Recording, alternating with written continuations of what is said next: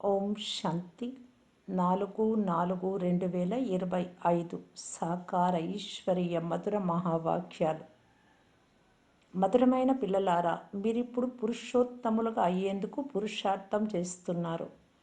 దేవతలు పురుషోత్తములు, ఎందుకంటే వారు పవిత్రులు. మీరు పవిత్రంగా అవుతున్నారు. ప్రశ్న: అనంతమైన తండ్రి పిల్లలకెందుకు శరణునిచ్చారు, ఆశ్రయం ఇచ్చారు? జవాబు: ఎందుకంటే వారి పిల్లలమైన మనమందరము చెత్త కుండీలో పడి ఉన్నాం, కుప్ప తొట్టిలో. తండ్రి మనలను చెత్త కుండీ నుండి వెలుపలికి తీసి సుగంధభరిత పుష్పాలుగా చేస్తున్నారు. అసురీ గుణములున్న మనలను దైవీ గుణాలు కలవారిగా తయారు చేస్తారు.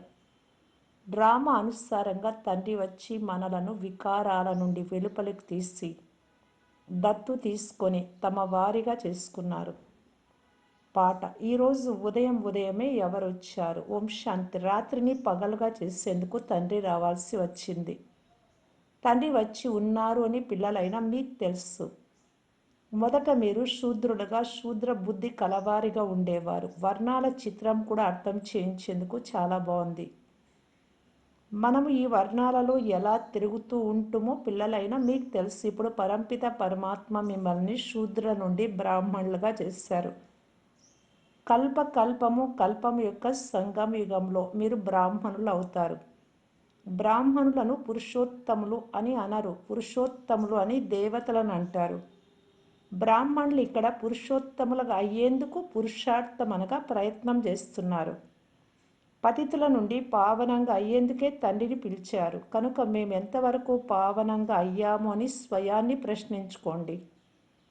విద్యార్థులు కూడా చదువు కొరకు విచార సాగర మథనం చేస్తారు కదా. ఈ చదువు ద్వారా మేమిలా తయారవుతామని వారు భావిస్తారు. ఇప్పుడు దేవతలుగా అయ్యేందుకు మీరు బ్రాహ్మణులుగా అయ్యారు. ఇది మీ బుద్ధిలో ఉంది. మీరు ఈశ్వరీయ సంతానంగా అయినందున మీ జీవితం చాలా అమూల్యమైనది. ఈశ్వరుడు మీకు రాజయోగం నేర్పిస్తూ ఉన్నారు. పతితుల నుండి పావనంగా చేస్తున్నారు. పావన దేవతలుగా అవుతారు. వర్ణాల చిత్రంపై అర్థం చేయించడం చాలా బాగుంటుంది. సన్యాసులు మొదలైన వారు ఈ విషయాలపై నిలబడరు. పోతే 84 జన్మల లెక్కను అర్థం చేసుకోగలరు. సన్యాస ధర్మానికి చెందిన మేము 84 జన్మలు తీసుకోలేము అని కూడా అర్థం చేసుకుంటారు. మేము 84 జన్మలు తీసుకోలేము అని ఇస్లామీలు, బౌద్ధులు మొదలైన వారు కూడా అర్థం చేసుకుంటారు. అయితే పునర్జన్మలైతే తీసుకుంటారు, కానీ తక్కువ పునర్జన్మలు. మీరు అర్థం చేయిస్తే వెంటనే అర్థం చేసుకుంటారు. అర్థం చేయించే యుక్తి కావాలి. పిల్లలైనా మీరు ఇక్కడ సన్ముఖంలో కూర్చొని ఉన్నారు కనుక బాబా మీ బుద్ధిని రిఫ్రెష్గా, తాజాగా చేస్తారు. ఇతర పిల్లలు కూడా ఇక్కడికి రిఫ్రెష్ కావడానికి వస్తారు కదా. మిమ్మల్ని అయితే బాబా ప్రతిరోజు ఇది ధారణ చేయమని రిఫ్రెష్ చేస్తారు. 84 జన్మలు ఎలా తీసుకున్నాము అని మీ బుద్ధిలో ఆలోచనలు నడుస్తూ ఉండాలి. శూద్రుల నుండి బ్రాహ్మణులుగా ఎలా అయ్యాము? బ్రహ్మ సంతానం బ్రాహ్మణులు. ఇప్పుడు ఈ బ్రహ్మ ఎక్కడి నుండి వచ్చాడు? నేను ఇతనికి బ్రహ్మ అని పేరు పెట్టాను అని తండ్రి కూర్చొని అర్థం చేయిస్తారు. ఈ బ్రహ్మ కుమారీలందరూ ఒకే కుటుంబంగా అయ్యారు కనుక అందరూ తప్పకుండా దత్తు తీసుకోబడిన వారు. తండ్రియే వచ్చి దత్తు తీసుకుంటారు. వారిని తండ్రి అని అంటారు, దాదా అని అనరు. తండ్రిని తండ్రి అని అంటారు. ఆస్తి తండ్రి నుండి లభిస్తుంది. కొంతమంది పినతండ్రి, మామలు లేక వంశస్థులు, బంధువులు కూడా దత్తు చేసుకుంటారు. ఒక పాప చెత్త కుండీలో పడి ఉన్నప్పుడు చూసి ఎవరో తీసుకెళ్ళి పిల్లలు లేని వారెవరికో ఇచ్చారు అని ఈ బాబా వినిపించారు కదా, బ్రహ్మ బాబా. ఆ పాప ఎవరి ఒడిలోకి వెళ్ళిందో వారినే తల్లి, తండ్రి అని పిలుస్తుంది. అయితే ఇక్కడ బేహద్దు విషయం. పిల్లలైనా మీరు కూడా బేహద్దు చెత్త కుండీలో పడినట్లు ఉండేవారు. విషయ వైతరిణి నదిలో పడి ఉండినారు. ఎంత మురికిలో ఉన్నారు. డ్రామా అనుసారం తండ్రి వచ్చి ఆ మురికి నుండి వెలుపలికి తీసి మిమ్మల్ని వారే దత్తు తీసుకున్నారు. తమో ప్రధానంగా ఉన్న వారిని మురికి అని అంటారు కదా. అసురీ గుణాలు గల మనుషులు దేహాభిమానులుగా ఉంటారు.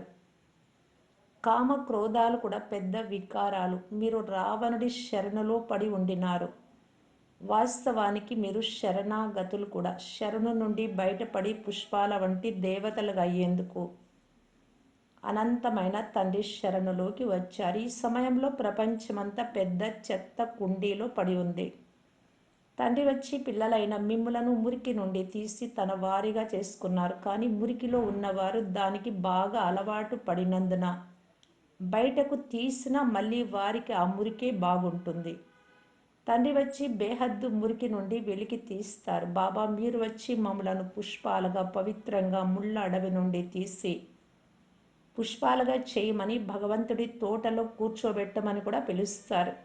ఇప్పుడు అసురుల అడవిలో పడి ఉన్నారు. తండ్రి పిల్లలైన మిమ్మలను ఉద్యానవనంలోకి తీసుకెళ్తారు. శూద్రుల నుండి బ్రాహ్మణులుగా అయ్యారు, తర్వాత మళ్ళీ దేవతలుగా అవుతారు. ఇది దేవతల రాజధాని, స్వర్గం. బ్రాహ్మణుల రాజ్యం లేనే లేదు. భలే పాండవులనే పేరు ఉంది, కానీ పాండవులకు రాజ్యం లేదు. రాజ్యాన్ని ప్రాప్తి చేసుకునేందుకు తండ్రి జతలో కూర్చొని ఉన్నారు. ఇప్పుడు అనంతమైన రాత్రి సమాప్తమై అనంతమైన పగలు ప్రారంభమవుతుంది. ఉదయం ఉదయమే ఎవరొచ్చారు అనే పాట విన్నారు కదా. అనంతమైన రాత్రిని సమాప్తి చేసి అనంతమైన పగలుగా చేసేందుకు, అనగా నరకాన్ని వినాశనం చేయించి స్వర్గ స్థాపన చేయించేందుకు బాబా ఉదయం ఉదయమే వస్తారు. ఇది బుద్ధిలో ఉండిన సంతోషంగా ఉంటారు. నూతన ప్రపంచంలో ఉన్నత పదవిని పొందువారు ఎప్పుడూ తమ అసరీ స్వభావాన్ని చూపించరు. ఏ యజ్ఞం ద్వారా ఇంత శ్రేష్టంగా అవుతారో ఆ యజ్ఞ సేవను చాలా ప్రీతిగా చేస్తారు. ఇటువంటి యజ్ఞములో ఎముకలు కూడా ఇచ్చేయాలి. ఈ ప్రవర్తన ద్వారా మేము ఉన్నత పదవి ఎలా పొందగలము అని స్వయాన్ని గమనించుకోవాలి. మీరు తెలివిహీనులైన చిన్న పిల్లలైతే కారు కదా. రాజులుగా ఎలా అవుతారో, ప్రజలుగా ఎలా అవుతారో అర్థం చేసుకోగలరు. బాబా అనుభవి రథాన్ని తీసుకున్నారు. ఈ రథానికి రాజులు మొదలైన వారంతా చాలా బాగా తెలుసు బ్రహ్మబాబాకు. రాజుల దాస దాసీలకు కూడా చాలా సుఖం లభిస్తుంది, ఎందుకంటే వారు రాజుల జతలోనే ఉంటారు, కానీ దాస దాసీలు అని పిలువబడతారు. సుఖమైతే ఉంటుంది. రాజు రాణులు భుజించే ఆహారమే వారికి లభిస్తుంది, బయట ఉండేవారు తినలేరు. దాసీలలో కూడా నంబర్ వారుగా ఉంటారు. కొంతమంది అలంకరించేవారు, కొంతమంది పిల్లలను సంరక్షించేవారు, కొంతమంది చెత్త మొదలైన ఊడ్చేవారు ఉంటారు. ఇక్కడి రాజులకే ఇంతమంది దాస దాసీలు ఉంటే స్వర్గంలో ఎంతమంది ఉంటారు? అందరికీ ఎవరి బాధ్యతలు వారికి ఉంటాయి. నివసించే స్థానాలు వేరుగా ఉంటాయి. అవి రాజా రాణుల భవనాల వలె అలంకరింపబడి ఉండవు. ఉదాహరణకు సర్వెంట్ క్వార్టర్స్ ఉంటాయి కదా. రాజమహల్లోకి వస్తారు, కానీ సర్వెంట్ క్వార్టర్స్లో నివసిస్తారు. కనుక మీపై మీరు దయ చూపుకోండి అని తండ్రి చాలా వివరంగా తెలుపుతున్నారు. దాసదాసీల గురించి, రాజుల గురించి. అత్యంత ఉన్నతంగా తయారవ్వాలి. ఇప్పుడు మీరు శూద్రుల నుండి బ్రాహ్మణులుగా అయ్యారు. ఇది ఎంత గొప్ప భాగ్యం. తర్వాత దేవతలుగా అవుతారు. ఈ సంగం యుగం చాలా కళ్యాణకారి యుగం. మీ ప్రతి మాటలో కళ్యాణం నిండి ఉంది. భండారీలో కూడా వంటగదిలో యోగయుక్తంగా ఉండి భోజనం తయారు చేస్తే అందులో చాలామంది కళ్యాణం నిండి ఉంది. శ్రీనాథ్ ద్వార్లో పూర్తి నిశ్శబ్దంగా ఉండి భోజనం తయారు చేస్తారు. ఆ సమయంలో వారికి శ్రీనాథుడు మాత్రమే గుర్తు ఉంటాడు. భక్తులు తమ భక్తిలో చాలా మస్తుగా ఆనందంలో నిమగ్నమై ఉంటారు. మీరు జ్ఞానంలో మస్తుగా మునిగి ఉండాలి. కృష్ణుని భక్తి ఎంతగా చేస్తారో అడగకండి. బృందావనంలో 2 కన్యలు ఉన్నారు. వారు పూర్తి భక్తులుగా ఉన్నారు. మేము ఇక్కడే ఉండిపోతాము, ఇక్కడే కృష్ణుడి స్మృతిలోనే శరీరం వదులుతామని అంటారు. మంచి ఇంట్లో ఉండి జ్ఞానం తీసుకోమని ఎంతగా చెప్పినా మేమిక్కడే ఉంటామని అంటారు. అటువంటి వారిని భక్త శిరోమణులు అని అంటారు. కృష్ణుడిపై ఎంతగానో సమర్పితమైపోతారు. అయితే ఇప్పుడు మీరు తండ్రిపై సమర్పణం అలా అవ్వాలి. మొట్టమొదట శివబాబాకి ఎంతమంది సమర్పణమైపోయారు? అనేక మంది వచ్చారు. భారతదేశంలోకి పాకిస్తాన్ నుండి వచ్చినప్పుడు చాలామందికి వారి ఇల్లు వాకిళ్ళు గుర్తుకు రాసాగాయి. చాలామంది వెళ్ళిపోయారు. ఎంతోమందిపై గ్రహచారం కూర్చుంటుంది కదా. ఒక్కొక్కసారి ఒక్కొక్క గ్రహ దశ వారిపై కూర్చుంది. ఎవరైనా వస్తే ఎక్కడికి వచ్చారో అడగమని బాబా చెప్తారు. బయట బోర్డులో బ్రహ్మకుమార్ కుమారీలు అని చూశారు. ఇది ఒక పరివారం.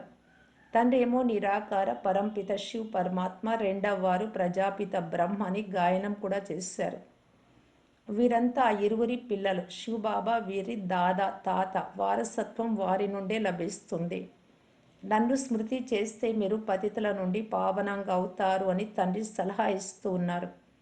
కల్ప క్రితం కూడా ఇలాగే సలహా ఇచ్చారు. ఇదెంతో ఉన్నతమైన చదువు. మనము తండ్రి నుండి వారసత్వం తీసుకుంటున్నామని కూడా మీ బుద్ధిలో ఉంది. పిల్లలైనా మీరిప్పుడు మనుషుల నుండి దేవతలుగయ్యే చదువు చదువుతున్నారు. మీరు దైవీ గుణాలు తప్పకుండా ధారణ చేయాలి. మీ ఆహార పానీయాలు, మాట, మంతి, ప్రవర్తన అన్నీ ఎంతో రాయల్గా ఉండాలి. దేవతలు చాలా కొద్దిగా తింటారు. వారికి ఎలాంటి లోభం, ఆశ ఉండదు. 36 రకాల భోజనం తయారవుతుంది కానీ చాలా తక్కువగా తింటారు. ఆహార పానీయాలపై లోభము, అత్యాశ ఉండినా దానిని కూడా శ్రీ నడవడిక అని అంటారు. దైవీ గుణాలు ధారణ చెయ్యాలి అంటే ఆహార పానీయాలు చాలా శుద్ధంగా, సాధారణంగా ఉండాలి. కానీ మాయ ఒక్కొక్కసారి రాతి బుద్ధిగా చేస్తుంది కనుక వారికి పదవి కూడా అటువంటిదే లభిస్తుంది. తమ స్వకల్యాణం కొరకు దైవీ గుణాలు అలవర్చుకోండి అని తండ్రి చెప్తున్నారు. మంచి రీతిగా చదువుకుంటూ చదివిస్తూ ఉంటే మీకే బహుమతి లభిస్తుంది. మీకు ఆ బహుమతి తండ్రి ఇవ్వరు, మీరు మీ పురుషార్థం ద్వారా పొందుతారు. మేమెంత సేవ చేస్తున్నాము అని స్వయాన్ని పరిశీలించుకోండి. మేము ఎలా తయారవుతాము? ఈ సమయంలో శరీరం వదిలేస్తే ఏ పదవి లభిస్తుంది? బాబాను అడిగితే వీరు చేసే ఈ పనుల ద్వారా వీరు ఫలానా పదవి పొందుతారు అని వెంటనే తెలుపుతారు. పురుషార్థమే చేయకుంటే కల్పాంతరము వారికి వారే నష్టం కలుగజేసుకుంటారు. మంచి సేవ చేయువారు తప్పకుండా మంచి పదవి పొందుతారు. వీరు దాసీలుగా అవుతారు అని లోపల తెలిసిపోతుంది, కానీ బయటకు చెప్పలేరు.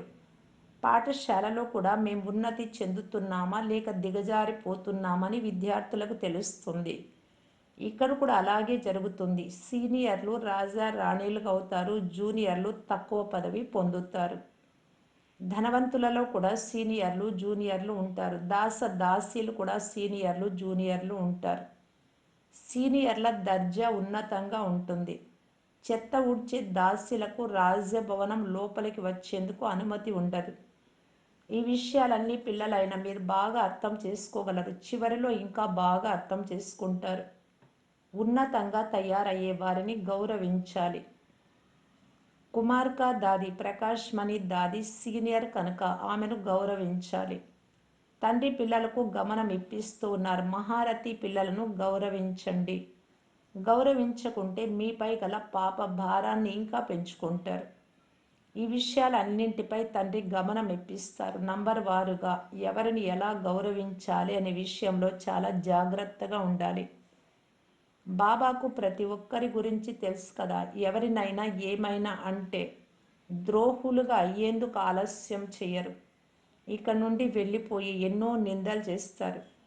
కుమారీలు మాతలపై ఎన్నో బంధనాలు ఏర్పడతాయి. అత్యాచారాలు సహించాల్సి వస్తుంది.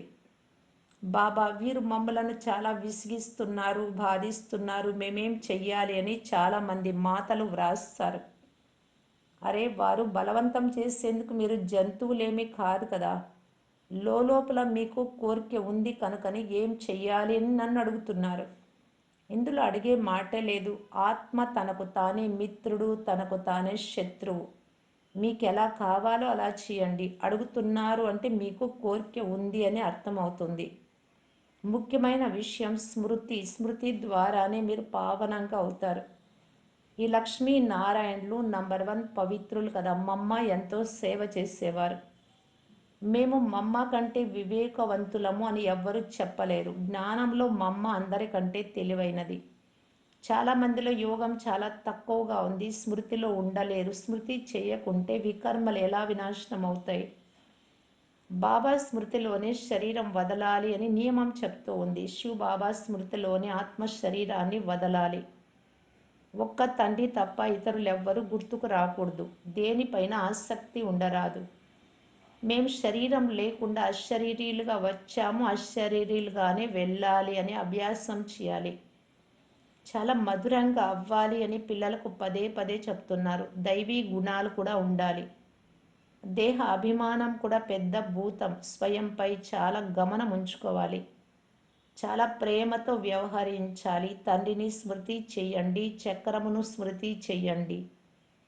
చక్ర రహస్యాన్ని ఎవరికి అర్థం చేయించిన ఆశ్చర్యపడతారు. 84 జన్మలే ఎవ్వరికి గుర్తు లేకుంటే 84 లక్షలు ఎవరైనా ఎలా గుర్తు చేసుకుంటారు? కనీసం ఆలోచనకు కూడా తోచదు. ఈ చక్రమును గుర్తుంచుకున్న అహో సౌభాగ్యం.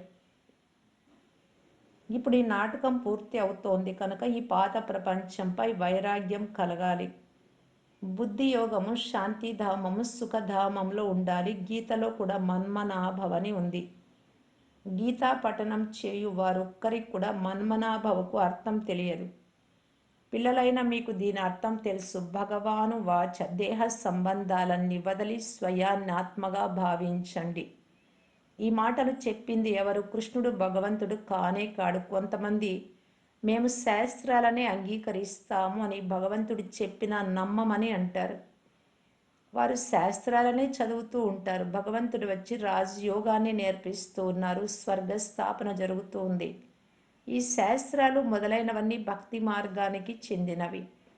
భగవంతుడి పైన నిశ్చయం ఉంటే వారసత్వం తీసుకోవడంలో నిమగ్నం అవుతారు. భక్తి సమాప్తం అయిపోతుంది. కానీ నిశ్చయం ఉన్నప్పుడే కదా మంచిది. మధురాతి మధురమైన అపురూపమైన పిల్లలకు మాతాపిత బాప్దాదాల ప్రియ స్మృతులు మరియు గుడ్ మార్నింగ్. ఆత్మిక పిల్లలకు ఆత్మిక తండ్రి నమస్తే. ధారణ కొరకు ముఖ్య సారం. ఫస్ట్ పాయింట్, దేవతలకు అయ్యేందుకు చాలా రాయల్ సంస్కారాలను ధారణ చేయాలి. ఆహార పానీయాలు చాలా శుద్ధంగా సాధారణంగా ఉంచుకోవాలి. ఇంకా తినాలి తినాలి అనే అత్యాశ ఉండరాదు. స్వకళ్యాణం చేసుకునేందుకు దైవీ గుణాలు ధారణ చేయాలి. సెకండ్ పాయింట్, మీపై మీరు గమనం ఉంచుకొని అందరితో చాలా ప్రేమతో వ్యవహరించాలి.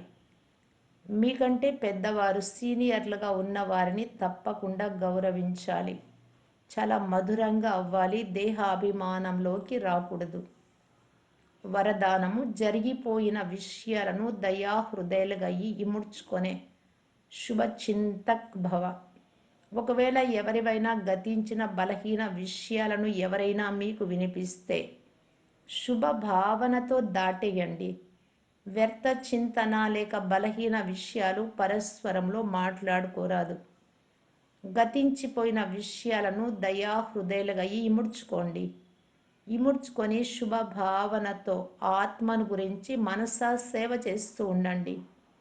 భలే సంస్కారానికి వశమై ఏదైనా వ్యతిరేకంగా మాట్లాడినా చేసినా లేక విన్నా వాటిని పరివర్తన చేయండి. ఒకరి నుండి ఇద్దరికి, ఇద్దరి నుండి ముగ్గురికి ఇటువంటి వ్యర్థ విషయాల మాల తయారవ్వరాదు. ఇలా అటెన్షన్ ఉంచడము అనగా శుభ చింతకులుగా అవ్వడం. స్లోగన్, సంతుష్ట మణిగా అయితే ప్రభు ప్రియులుగా, లోక ప్రియులుగా మరియు స్వయం ప్రియులుగా అవుతారు.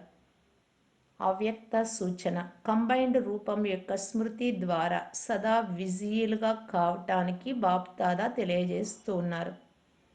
ఎలాగైతే శరీరము మరియు ఆత్మ కంబైన్డ్గా ఉంటే జీవితం ఉంటుందో, ఒకవేళ ఆత్మ శరీరం నుండి వేరైపోతే జీవితం సమాప్తం అవుతుందో, అలా కర్మయోగి జీవితము అనగా కర్మ యోగము లేకుండా ఉండరాదు. యోగము కర్మ లేకుండా ఉండరాదు. సదా కంబైన్డ్గా కర్మ యోగం ఉంటే సఫలత లభిస్తూ ఉంటుంది. ఓం శాంతి.